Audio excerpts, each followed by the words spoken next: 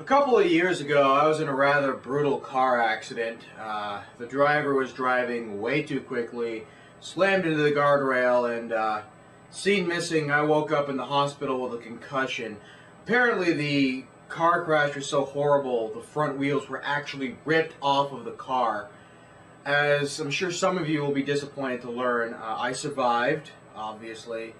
And no one else in the car died, but I still am a little bit emotionally scarred, and I'm always a little bit apprehensive driving, especially being behind the wheel. I recognize driving as the dangerous activity, which it truly is. As it turns out, that was the second worst thing to happen to me that night. What was the worst thing to happen to me that night? Yeah, I saw Terminator 4 that night. I was going with a group of friends. We were celebrating my friend Paul's birthday. You know that one movie you watch as a child over and over and over and over again, much to the chagrin of your parents? Well, mine was Zulu. His was Terminator 2. He fucking loved that movie. And on his birthday, he got to watch his childhood raped before his eyes. It was truly an awful spectacle to see. This one's for you, Paul. Anyway, this diarrhea explosion of a movie opens with the asshole from Avatar getting a visit from Marla Singer from Fight Club while he's sitting on death row. Apparently he lost his mind and killed a couple of the blue motherfuckers. Lord knows I wanted to after sitting through that piece of shit, so I'm kind of sympathetic there. At any rate, Marla Singer wants his body so she can experiment on it or something. So in the next scene, they clearly whack him, thus removing any ambiguity that this character is anything but a crazy man-machine hybrid monster creature. Then he spends the rest of the movie whining that he's actually human and doesn't know that he's a machine, even though this was clearly explained to him earlier. To put this in perspective, this is kind of like if they renamed Luke Skywalker's character Darth Vader Jr. and then expected us to take this scene seriously. I am the Father.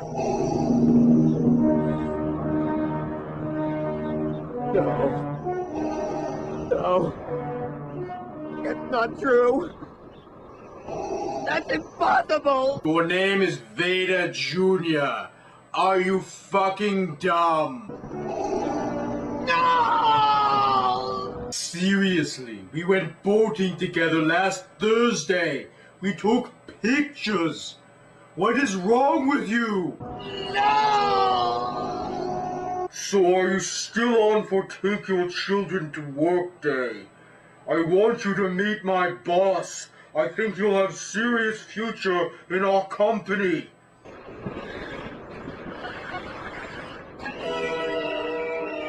So, we cut to the future where we see the post-apocalyptic nuclear wasteland, which, I don't know, I wouldn't expect it to look like this.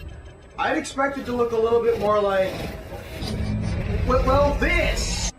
See how much cooler this looks? How much more badass? How much more bleak and awesome? Wait, what the hell? This was done decades before Terminator 4. They should be so much easier to do now. Why did they cheap out like they did?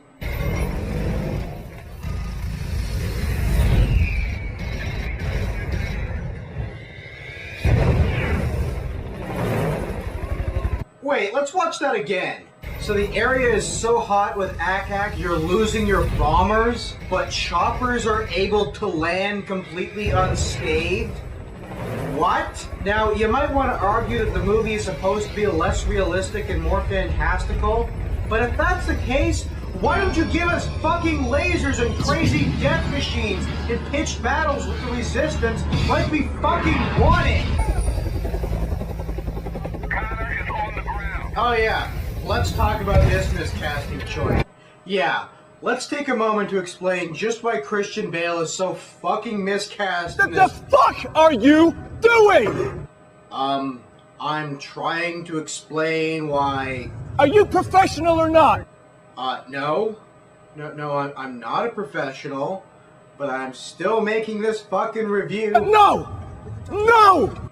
Shut up! Shut up, Christian Bale! Don't shut me up! Graham, what the fuck is it with Because you you? suck! You haven't done a good movie since American Psycho. And you know what? Anyone else could have done Batman and it would have been just as fucking good. What don't you fucking understand? You got any fucking idea about, You wanna know hey, why? it's fucking distracting. I'm trying to give you a fucking answer. Give me a fucking God, answer. you suck. What don't you get about it? This is John Connor. He's a snarky little troublemaker who was born to be a rebel. He's a lot like a tuned-up version of Bart Simpson. But unlike Bart Simpson, you can tell this kid has a very strong sense of justice and a shit-ton load of street smarts. You can tell he might be a real asset when the balloon goes up. Oh, and what was Edward Furlong doing in 2009 when this movie was being made? Stoic and Darfur? Did anyone see these movies? I didn't see these movies. Did you see these movies? In fairness, Jonathan Mostow, the director of Terminator 3, already royally fucked over the character of John Connor by casting Nick Stahl as John Connor. And Nick Stahl, of course, gave his characteristic deer-in-the-headlights-like performance. Now, don't get me wrong, it really, really worked in Carnival. But that is not fucking John Connor. Why the hell was he cast as John Connor? I don't get it. And just as Nick Stahl took John Connor's trademark courage and confidence and flushed them completely down the toilet, Christian Bale does the exact same thing with his sense of humor and humanity. And in a movie about humanity fighting against machines, that's probably the worst thing you could have possibly have done. I mean, look at this movie. It's like Christian Bale is giving a performance out of Black Hawk Down, not anything resembling the Terminator universe. At any rate, back to what can laughingly be called the plot. John Connor and his stupid strike team are attacking some Skynet installation that even they don't understand the importance of. They go in there and find out it's an R&D base. They're trying to make a new Terminator. Like you said it would be. It's worse. Connor, get your nose out of that. None of your business. You're not leading this mission. All right, let's cut these sorry bastards loose. Come on. Oh yeah, John Connor is not leader of the worldwide human resistance. Well, I guess that's fair enough. Everything else is completely different from the timeline portrayed in Terminator 1 and 2. The 600 series had rubber skin. We spotted them easy. But these are new. They look human. Oh, I guess the 600 series never existed, and neither did the resistance as it was described there. A band of survivors desperately trying to protect what remained of humanity. I guess now, for some strange reason, it's just the United States military on a sub? Or something? I don't know. None of this makes any fucking sense. I mean, for fuck's sake, people, we're 8 minutes into the review and 5 minutes into the movie. We're gonna have to start moving this along. Connor, get your ass topside. Remind those men they need to answer me on the radio, even if they're dead. So John Connor's commanding officer tells him to get back to the chopper and figure out what the fuck is going on with the helicopter team. And what do you know? They actually are dead. One guy is just sitting there in the helicopter co-pilot seat. Wait, how did he die? Don't Terminators usually blow things up or throw you around or generally kill you in ways that don't leave you just sitting calmly in the co-pilot seat? Seriously, how the fuck is this guy dead? I don't understand. Outbound enemy aircraft. I'm in pursuit. So John Connor tries to abandon his team to die so he can pursue a faster and more heavily armed aircraft by himself, fucks it up, it crashes, he sissy fights with a Terminator, he calls for extraction, and then we are reintroduced to the asshole from Avatar in a scene that's so obviously borrowed from Lord of the Rings. Hey, if everyone else is dead, why isn't your flesh melted off? Just asking. Meanwhile, John Connor demands to be taken to Worldwide Human Resistance headquarters in spite of the fact he was told no and they didn't want to give up their position. John Connor, prophesized leader of the Resistance. Soldier, you put every man and woman in this sub in jeopardy with your little frogman stunt. Yeah, General Angry Fuck seems really, really pissed off. But don't worry, I'm sure John Connor had a perfectly good reason to risk Worldwide Human Resistance headquarters. So, soldier, what the hell are you doing here? What did we find down there? You'll be briefed on a need-to-know basis. Well, I need to know. Because my men died down in that hole. What did we find down there? We found a solution, Connor. Oh, so he just wants access to classified information he doesn't have clearance to because he's really butthurt that his team died, in spite of the fact that he abandoned them to die. Oh. Hey, are we sure John Connor isn't a Cylon? As it turns out, some Russian guy decides to violate General Angry Fuck's orders and tells John Connor about the obvious secret weapon humanity has developed. Machines use shortwave transmitters to communicate. Our intel has located a hidden signal under the primary channel. It allows for direct control of the machines. Skynet's a machine, like all machines. It has an off switch. I gave it a code. I gave it a virus. Computer virus. Jesus Christ, Christian Bale, you really like rip-off movies, don't you? Hey, let me save you guys an hour and a half. Here's the ending to The Machinist. It's the same as Fight Club. Meanwhile, the jackass from Avatar runs into the kid from Home Alone who changed his name from Macaulay Culkin to Kyle Reese. Kyle Reese is John Connor's father from the future. It makes sense if you see the first movie, but it makes no sense in this movie, because apparently Kyle Reese is #1 on Skynet's hit list. Yeah. I have a question, movie. Why didn't the Terminator from Terminator 3 just go back and assassinate Kyle Reese? Why didn't you just send back the Terminators from Terminator 2 or 3 the first time?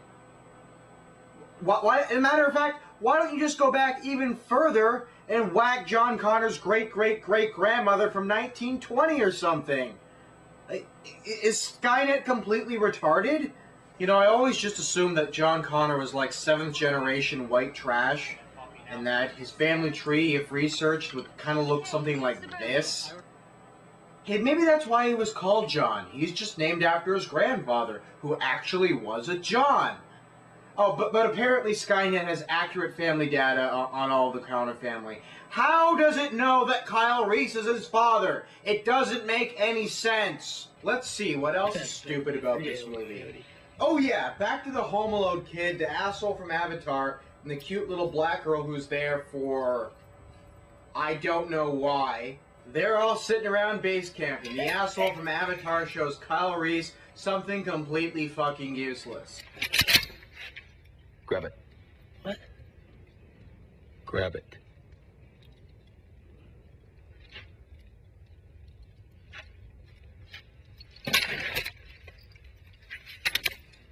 Great idea, Captain Blue Lagoon. Except a shotgun isn't to be used against humans who might grab the gun. It's to be used against Terminators who could rip your arms out of your fucking sockets with their steel claws. Alright, so what the fuck is John Connor up to? We've been fighting a long time, and we have all lost so very much, so many loved ones gone. But you are not alone. There are pockets of resistance all around the planet. We are at the brink. Effective range of the main weapon is less than 100 meters. They pack a lot of firepower, but the T-600s are heavy and slow. They are a primitive design. Who is that? If you can't outrun them, then you have one option. Their motor cortex is partially exposed to the back of their neck. A knife to this area will disorient their tracking device, but not for long. Above all, stay alive. You have no idea how important you are and how important you will become. Wait, this is what John Connor's doing? This is what the last 3 movies were about? I know the third one was kind of weak. I didn't mind it, but still, this is the worldwide leader of the human resistance. This guy. He's got a radio show? That's what this shit is about? For fuck's sake, he's not a resistance leader. He's the revolutionary equivalent of Michael Savage. Extra, extra, hear all about it. Energy Department approves another $1 billion in your tax money to Skynet. After $535 million evaporated in Judgment Day. Can anybody tell me how this man gets away with it? Can anybody tell me how the Republicans are not demanding impeachment? The Energy Department today announced that it has finalized more than $1 billion in loan guarantees for 2 separate Terminator research projects. Almost $1 billion of stimulus money to Harry Reid's home state. The fact of the matter is,